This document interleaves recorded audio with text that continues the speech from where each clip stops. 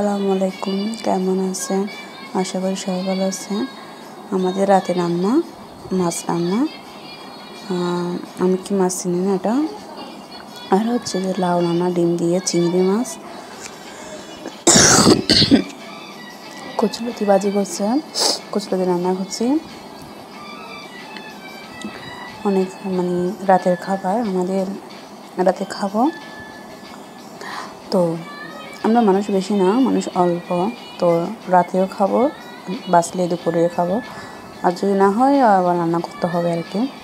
আর এটা হচ্ছে যে সে দিয়ে বেগুন রান্না করছে, না বেগুন দিয়ে মাছ রান্না করছে। তো আপনাদের মাঝে শেয়ার করলাম, আপনাদের ভালো লাগবে। আর হচ্ছে মুরগি মাংস আপনাদের কাছে শেয়ার করলাম, তো সবাই ভালো লাগবে ইনশাল্লাহ। তো মাছগুলো আপনাদের সাথে শেয়ার করলাম। হচ্ছে এটাও মাছ, সেম মাছ, আলাদা আলাদা করে রান্না করছে। বোয়াল মাছ এটা।